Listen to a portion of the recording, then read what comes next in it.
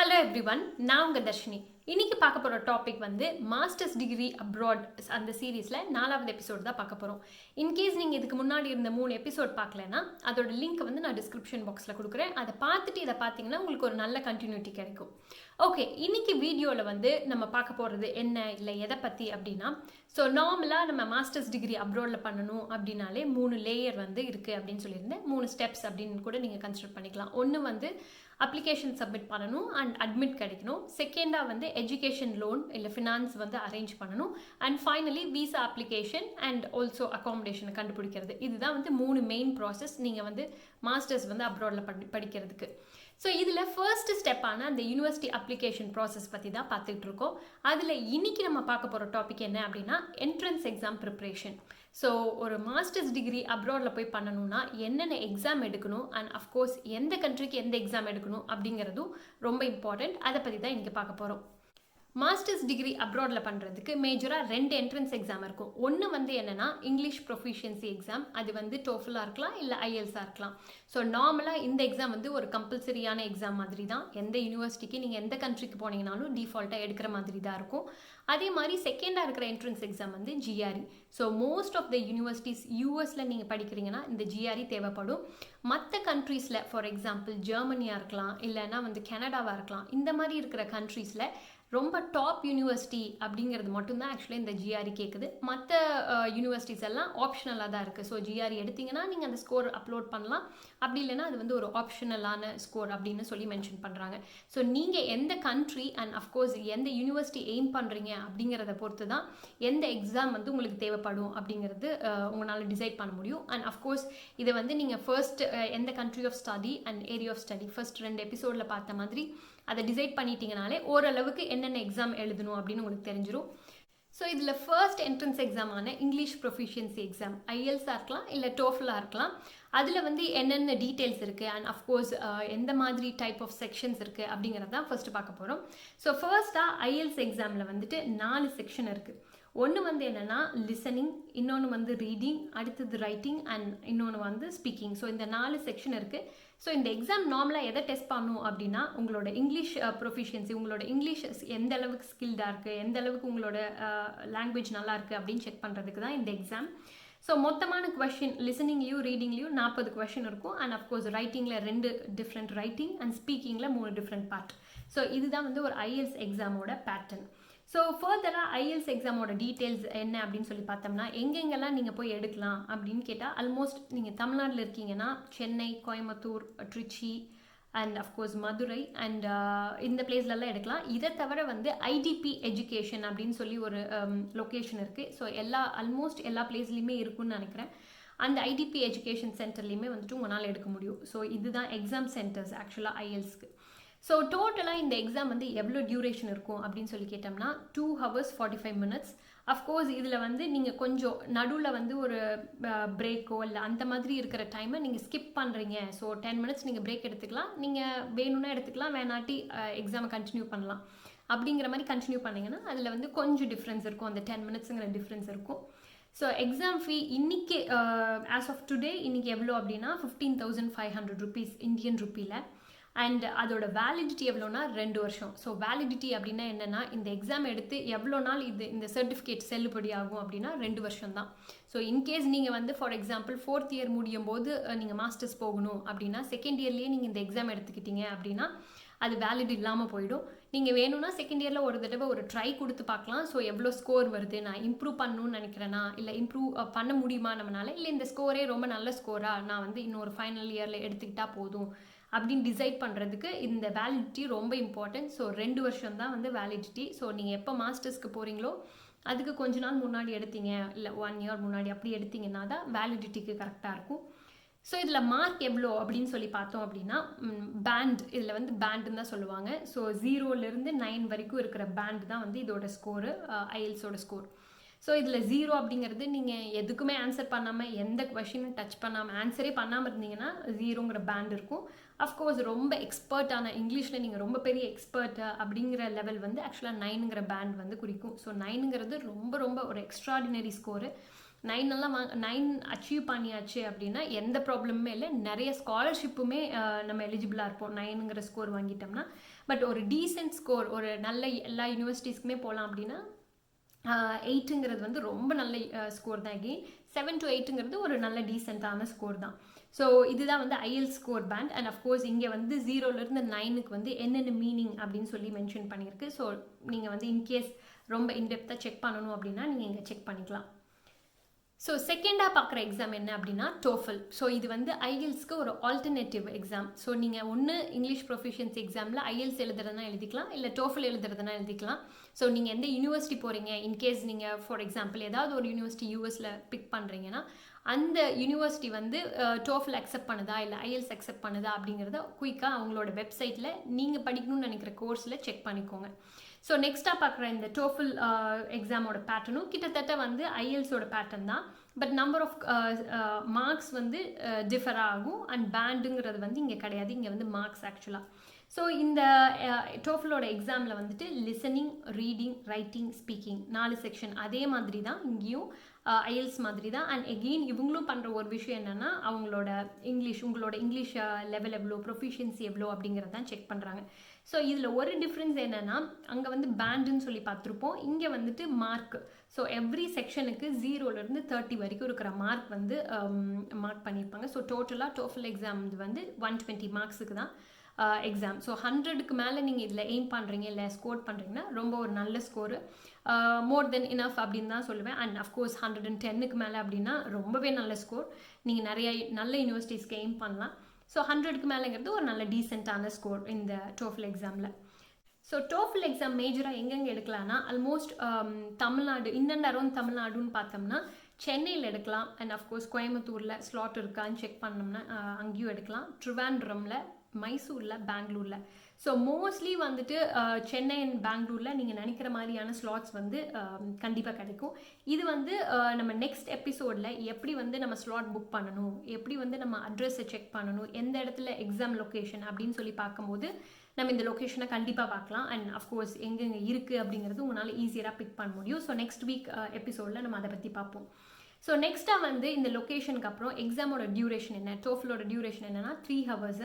எக்ஸாமோட fees எவ்வளோ அப்படின்னா $190. So இன்றைக்கி பிரகாரம் பார்த்தோன்னா நம்மளோட இந்தியன் ருப்பியில் 15,150 rupees. இதுதான் வந்துட்டு எக்ஸாமோட ஃபீ. அண்ட் அஃப்கோர்ஸ் இதோட வேலிடிட்டின்னு பார்த்தாலும் 2 years தான். ஸோ நீங்கள் அது மட்டும் கொஞ்சம் ரொம்பவே ஞாபகம் வச்சுக்கணும். ஸோ ரொம்ப முன்னாடி எடுத்துட்டீங்க அப்படின்னா வேலிடிட்டி இல்லை அப்படின்னா ஈவன் தோ ஸ்கோர் ரொம்ப நல்லா இருந்தாலுமே அது யூஸ்ஃபுல்லாக இருக்காது. ஸோ அதனால நார்மலாக 1 yearக்கு முன்னாடி அப்படிங்கும்போது உங்களுக்கு ஓரளவுக்கு தெரிஞ்சிடும் இந்த ஸ்கோர் தான், நம்ம வந்து இன்னும் ஸ்கோர் எக்ஸ்ட்ராவாக வாங்கணும் அப்படின்னா இன்னொரு அட்டெம்ப்ட் கொடுக்கறதுக்கும் டைம் இருக்கும். அப்படிங்கிற டைமில் நீங்கள் எக்ஸாம் எடுத்துக்கோங்க. ஸோ நான் சொன்ன மாதிரி மேக்ஸிமம் ஸ்கோர் 120. ஸோ இந்த entrance exam, English proficiency exam இருக்குது அப்படின்னு நம்மளுக்கு தெரிஞ்சிருச்சு. ஸோ இதை ப்ரிப்பேர் பண்ணும்போது நார்மலாகவே டவுட் வரும். என்னென்னா நம்மளே ஓனாக ப்ரிப்பேர் பண்ணிக்கலாமா இல்லை ஏதாவது இன்ஸ்டிடியூட்டுக்கு போய் நம்ம ப்ரிப்பேர் பண்ணலாமா அப்படிங்கிறது நார்மலாகவே டவுட் இருக்கும். இது வந்து உங்களோட கான்ஃபிடென்ஸ் லெவல். சரி, நீங்கள் வந்து புக் வச்சு நானே படித்து நானே வந்து ஒரு ப்ராக்டிஸ் டெஸ்ட் ஆன்லைனில் எழுதி பார்த்தேன்னா கம்ஃபர்டபுளாக இருப்பேன்னு நினச்சிங்கன்னா பெட்டர் நீங்களே ப்ரிப்பேர் பண்ணிக்கலாம். பட் அப்படி இல்லை, எனக்கு யாராவது வந்து ஒரு ப்ராசஸ் வந்து எனக்கு சொல்லணும், எப்படி வந்து ஸ்ட்ரக்சர் ஆகிருக்கு, இல்லை இதில் நான் கான்சன்ட்ரேட் பண்ணணும், நான் எதில் வந்து வீக்காக இருக்கேன், இல்லை எது என்னோட ஸ்ட்ரென்த்து இல்லை ஸ்ட்ராங்கர் பாயிண்ட்ஸ் அப்படின்னு யாராவது சொல்லணும்னு நினச்சிங்கன்னா பெட்டர் நீங்கள் வந்து கோர்ஸுக்கு போய்க்கோங்க. ஸோ இதில் நார்மலாக யூஸ் பண்ணுற மெட்டீரியல் என்ன இந்த IELTSக்கும் இல்லை TOEFLக்கும் அப்படின்னு கேட்டோம்னா இதுக்கு ஃபர்ஸ்ட்டாக வந்து IELTSக்கு யூஸ் பண்ணுற மெட்டீரியல் பேரன்ஸ் மெட்டீரியல் வந்து நல்லா தான் இருக்குது. ஸோ இதுதான் அந்த புக். ஸோ அப்ராக்சிமேட்லி 1000 rupees கிட்ட தான் வருது. அமேசான்லேயே வந்து கிடைக்குது. ஸோ இந்தியாவில் அமேசான் வெப்சைட்லேயே நீங்கள் வந்து வாங்கிக்கலாம். இதை தவிர IELTSக்கு வந்து கேம்பிரிட்ஜ் புக் ஒன்று இருக்குது. ஸோ அதுவும் வந்து கொஞ்சம் நல்ல புக் தான். ஸோ இது 2 மெட்டீரியலுமே மோர் தென் இனஃப். இது பண்ணி முடிச்சு இதில் இருக்கிற எக்ஸசைஸ் எல்லாம் பண்ணினதுக்கப்புறம் ஆன்லைனில் நிறைய ஃப்ரீயான கோர்சஸ் இருக்கும். ஸோ கண்டிப்பாக அதையும் ட்ரை பண்ணிடுங்க. ஸோ அதில் இருக்கிற டெஸ்ட் எடுத்து பார்த்தீங்கன்னா தான் உங்களுக்கு ஆக்சுவலாக கான்ஃபிடென்ஸ் கிடைக்கும். ஸோ இது வந்து IELTSக்கு. TOEFLக்கு அப்படின்னு சொல்லி பார்த்தோம்னா மெயினாக வந்து TOEFLோட அதாவது அந்த எக்ஸாம் அஃபிஷியலாக நடத்துகிறவங்களோட ETS அந்த அவங்களோட அஃபிஷியல் புக்கே இருக்குது. ஸோ இதுதான் அந்த புக்கு. அஃப்கோர்ஸ் இதுவுமே ரஃப்லி 1000 rupees கிட்ட தான் வருது. ஸோ இது வந்து ஒரு நல்ல புக். அண்ட் அஃப்கோர்ஸ் இதில் வந்துட்டு ஒரு ஃபுல் அதில் எக்ஸாமில் எப்படி இருக்குமோ அந்த பேட்டர்ன் எப்படி இருக்குமோ அந்த மாதிரி ஒரு 4 ஃபுல் லென்த் எக்ஸாமுமே இருக்குது. ஸோ இந்த புக் வந்து ஒரு நல்ல ப்ரிப்ரேஷன் கைட் டோஃபல் எடுக்கிறவங்களுக்கு. அதே மாதிரி இதை தவிர இன்னொன்று வேணும், இல்லை இன்னொரு புக் ரெக்கமெண்ட் பண்ணணும் அப்படின்னா இந்த பிரின்ஸ்டன் ரிவ்யூ, இந்த புக்கும் வந்துட்டு ஆக்சுவலாக ஒரு நல்ல புக்கு ஸோ டோஃபல் எக்ஸாமுக்கு. ஸோ நீங்கள் வந்து இந்த ஐஎல்ஸ் எடுத்தாலும் சரி, டோஃபல் எடுத்தாலும் சரி, கொஞ்சம் நல்லாவே ப்ராக்டிஸ் பண்ணுங்கள். ஏன்னா நார்மலாக என்ன பண்ணுவாங்கன்னா, ரொம்ப டைம் இல்லை, நான் ரொம்ப சீக்கிரமாக எக்ஸாம் எழுதணும் அப்படின்னு சொல்லிட்டு ப்ரிப்பேரே பண்ணாமல் போய் எழுதிடுவாங்க. ஏன்னா எனக்கு பிறந்ததுலேருந்தே நான் இங்கிலீஷில் தானே படிக்கிறேன், ஸோ கண்டிப்பாக நான் நல்லா பண்ணிடுவேன் அப்படின்னு நினைக்கிறாங்க. பட் எந்த ஒரு எக்ஸாமுமே வந்து ப்ராக்டிஸ் அப்படின்னு சொல்லி பண்ணும்போது நம்மளோட ஸ்கோர் வந்து கண்டிப்பாக இன்க்ரீஸ் பண்ண முடியும். ஸோ நம்மளோட பொட்டென்ஷியல் வந்து ஆக்சுவலாக 115 அப்படின்னு இருக்குன்னா, நம்ம இந்த ப்ரிப்ரேஷன் இல்லாமல் போனோம்னா நம்ம 9500 கூட நம்ம எண்டப் ஆகலாம். ஸோ நல்லாவே ப்ரிப்பேர் பண்ணிவிட்டு இந்த எக்ஸாமை சீரியஸாக எடுத்து ப்ரிப்பேர் பண்ணிங்கன்னா நிறைய மார்க்ஸ் வாங்கலாம். அண்ட் அஃப்கோர்ஸ் அது ஸ்காலர்ஷிப்க்கும் அண்ட் ஈஸியராக அட்மிஷன் கிடைக்கிறதுக்கும் யூஸ்ஃபுல்லாக இருக்கும். ஸோ இதுதான் ஃபர்ஸ்ட் எக்ஸாம் பற்றின டீட்டெயில்ஸ். செகண்டாக வந்து GRE. அண்ட் அஃப்கோர்ஸ் இது வந்து ஐஎல்ஸோ இல்லை டோஃபல் மாதிரியோ எல்லா யூனிவர்சிட்டிஸ்க்கும் கம்பல்சரி கிடையாது. பட் சில யூனிவர்சிட்டிஸ், ஃபார் எக்ஸாம்பிள் யூஎஸில் இருக்கிற சில யூனிவர்சிட்டிஸ்க்கு கம்பல்சரி.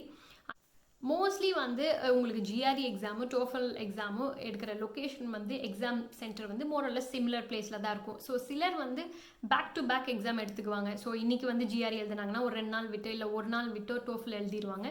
ஒரு சிலர் வந்து நல்லாவே கேப் விட்டு GRE எழுதிட்டு ஒரு 1 month பிரேக் எடுத்துகிட்டு அதுக்கப்புறம் வந்து டோஃபல் எழுதுறவங்களும் இருக்காங்க.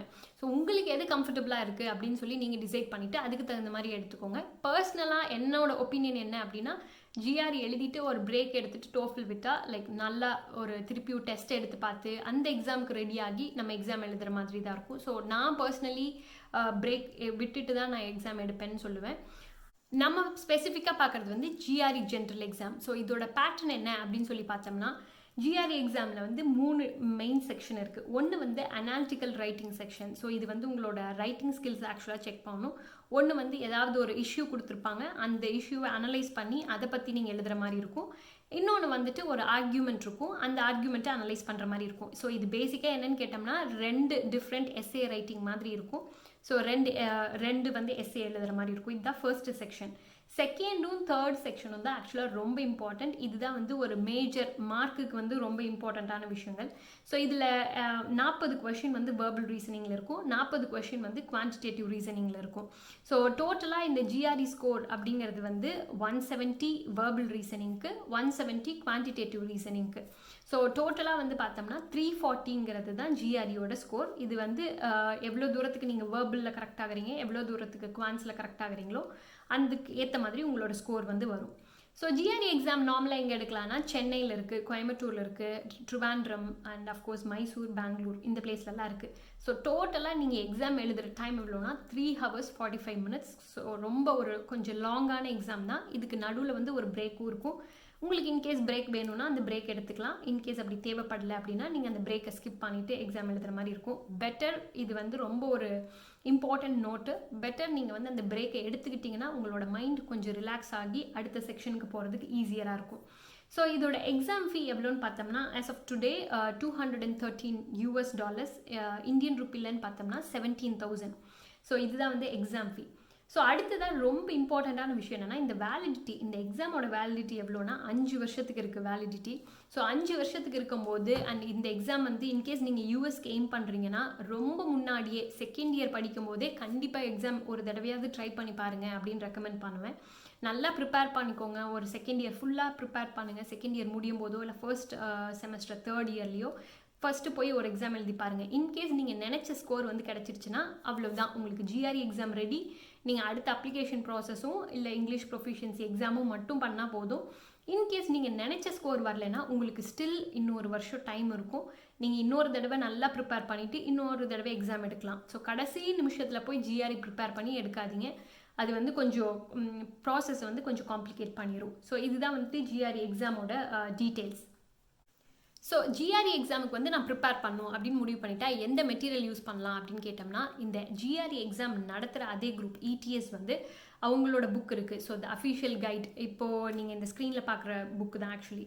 ஸோ இந்த புக் வந்து ரொம்பவே நல்லாயிருக்கு. அண்ட் அஃப்கோர்ஸ் இந்த புக்கில் இருக்கிற மெட்டீரியல் வந்து எக்ஸாக்டாக எக்ஸாமில் எப்படி இருக்குமோ அதே பேட்டர்னை வந்து உங்களால் இந்த புக்கில் பார்க்க முடியும். அதே மாதிரி இந்த 4 ப்ராக்டிஸ் டெஸ்ட் நீங்கள் வந்து எடுக்கிறீங்க அப்படின்னா ஆல்மோஸ்ட் உங்களுக்கே ஓரளவுக்கு தெரிஞ்சிடும் அதில் வர ஸ்கோர் வந்து குவைட் சிமிலர் உங்களோட ஒரிஜினல் ஸ்கோருக்கு வந்து கிட்டத்தட்ட பக்கத்தில் தான் இருக்கிற மாதிரி இருக்கும். ஸோ ஒன்று இந்த புக் யூஸ் பண்ணலாம். இந்த புக்கில் வந்துட்டு ரெண்டுமே இருக்குது. ஸோ வேர்பல் ரீசனிங்கும் இருக்குது அண்ட் அஃப்கோர்ஸ் குவான்டிடேட்டிவ் ரீசனிங்கும் இருக்குது. ஸோ எல்லாமே கவர் பண்ணுற மாதிரி இருக்கும். இது தவிர எனக்கு ரொம்ப இன்டெப்த்தாக வந்து வேர்பல் ரீசனிங் பற்றி படிக்கணும், குவான்டிடேட்டிவ் ரீசனிங் பற்றி படிக்கணும் அப்படின்னா அதே இடிஎஸ் குரூப்பே வந்து தனித்தனியான புக் வந்து கொடுத்துருக்காங்க. ஒன்று வந்து குவான்டிடேட்டிவ் ரீசனிங்க்கு, இன்னொன்று வந்துட்டு வேர்பல் ரீசனிங்க்கு. ஸோ அந்த புக்கையும் நீங்கள் வந்து ப்ரிஃபர் பண்ணலாம். அடுத்ததாக ரொம்ப இம்பார்ட்டண்ட்டான விஷயம் ஜிஆர்இயில் என்னென்னா, மோஸ்ட் ஆஃப் த திங்ஸ் நீங்கள் வந்து இந்த குவான்டிடேட்டிவ் ரீசனிங் புக்கில் இருந்தோ வேர்பல் ரீசனிங் புக்கில் இருந்தோ உங்களால் ப்ரிப்பேர் பண்ணிட முடியும். ஆனால் இந்த வேர்பல் ரீசனிங்கில் வந்து நிறைய இங்கிலீஷ் வேர்ட்ஸ் வந்து வரும். ஸோ அந்த இங்கிலீஷ் வேர்ட்ஸை நம்ம நார்மலாக படிச்சிருக்கிற மாதிரி இருக்காது, கொஞ்சம் நிறைய புது வேர்ட்ஸ் படிக்கிற மாதிரி இருக்கும்.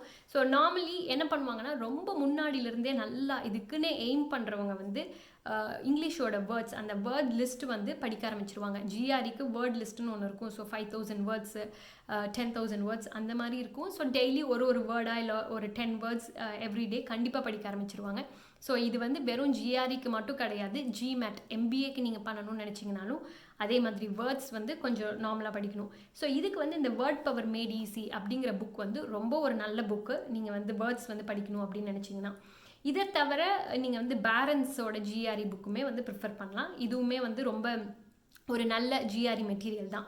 ஸோ இந்த எல்லா புக்ஸுமே நீங்கள் தனித்தனியாக பார்த்தீங்கன்னா ரஃப்லி ஒரு 1000 rupees, அதுக்கு இன்னும் அரௌண்ட் 1000 rupees தான் வந்து வரும். எல்லா புக்குமே இப்போ நீங்கள் பார்த்த எல்லா புக்குமே வந்துட்டு அமேசான் வெப்சைட்டில், அமேசான் இந்தியா வெப்சைட்டில் வந்துட்டு இருக்குது. ஸோ நீங்கள் அங்கே போய் வந்து வாங்கிக்கலாம். ஸோ இதெல்லாம் தான் entrance exam details and of course எவ்வளோ காஸ்ட்டு, எவ்வளோ டைம் ஆகும், அண்ட் எப்போ நீங்கள் எக்ஸாம் எடுக்கணும், எவ்வளோ வேலிடிட்டி அப்படிங்கிற டீட்டெயில்ஸ் எல்லாம். ஸோ இந்த வீடியோவே கொஞ்சம் குவைட் லாங்காக போனதுனால நம்ம நெக்ஸ்ட் வீடியோவில் வந்து இந்த என்ட்ரன்ஸ் எக்ஸாம் ஸ்லாட்ஸ் எப்படி புக் பண்ணலாம், எஸ்பெஷலி ஜிஆர்இயும் சரி இல்லை டோஃபலும் சரி, எப்படி அந்த வெப்சைட்டில் போய் நம்ம புக் பண்ணலாம். அண்ட் அஃப்கோர்ஸ் அது வந்து உங்களுக்கு ஈஸியராகவும் இருக்கும். புக் பண்ணும்போது எந்த மிஸ்டேக்ஸும் பண்ணாமல், எந்த டீட்டெயில்ஸையும் தப்பாக கொடுக்காமல் இருக்கிறதுக்கு அது வந்து ஒரு யூஸ்ஃபுல்லாக இருக்கும். ஸோ அதை வந்து நெக்ஸ்ட் வீடியோவில் பார்ப்போம். மோஸ்ட் ஆஃப் த பாயிண்ட்ஸை வந்துட்டு நான் கவர் பண்ணணும்னு ட்ரை பண்ணுறேன். இன்கேஸ் இந்த பாயிண்ட்ஸை தவிர உங்களுக்கு ஸ்பெசிஃபிக்காக ஏதாவது கொஷின்ஸ் இருந்துச்சுன்னா கண்டிப்பாக அதை கமெண்ட் பாக்ஸில் சொல்லுங்கள். ஸோ அப்போ தான் வந்து உங்களுக்கு என்ன டவுட்ஸ் இருக்குங்கிறது எனக்கு தெரியும். நம்ம நெக்ஸ்ட் வீக் வந்துட்டு இந்த மாஸ்டர் சீரீஸோட நெக்ஸ்ட் எபிசோட், அதாவது என்ட்ரன்ஸ் எக்ஸாமோட ஸ்லாட்ஸை வந்து அந்த வெப்சைட்டில் எப்படி புக் பண்ணுறோம் அப்படிங்கிறத பார்ப்போம். பாய்.